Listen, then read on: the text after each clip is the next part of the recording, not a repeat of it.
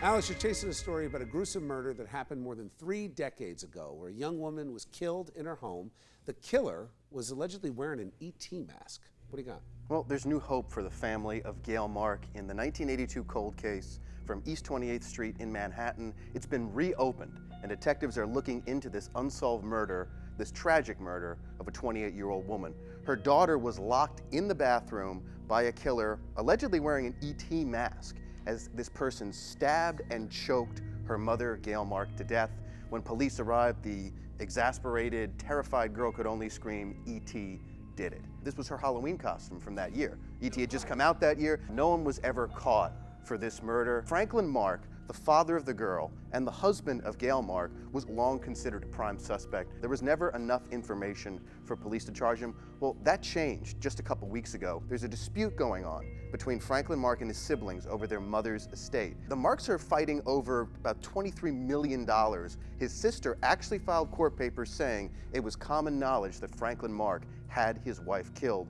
I spoke to Joe Giacalone. He knows how this works. He was the head of the Bronx Cold Case Squad for a long time, and he said cases this old are very difficult to solve. The likelihood of finding DNA or any evidence, and even if you did find DNA, if it was packaged properly. Now, unfortunately, the actual ET mask and a lot of physical evidence were destroyed, so we don't have it around for DNA analysis. That makes this case even more difficult for investigators to solve, but like Joe said, nothing's impossible. Because you gotta remember, the medical examiner keeps things too, nail clippings and stuff like that, so not all is lost. If there's one tiny silver lining to this story, Dawn Mark, the girl that was involved in this horrible crime, the girl that was locked in the bathroom, she's now a judge. No kidding. Where's the father?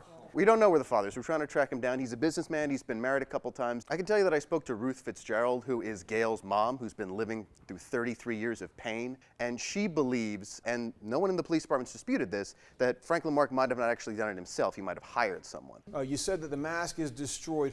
What new avenues do these court papers open up? Does this give cops new clues, new leads to chase? You know, sometimes the key thing in cold cases is that over time people's relationships change. Someone who's willing to protect someone is no longer willing to do so. We're just talking to Tara about the communities in the low-income neighborhoods not speaking out because of fear of retribution. Same thing happens in the elitist community, where if you speak out, you might mar your name and lose business, lose your money, things of that nature. What is your sense? Is this something that has to do with the serious idea that there's new evidence, or is this being reopened because of tremendous pressure, because you're talking about tens of millions of dollars? There's a big difference between solving a case and arresting someone.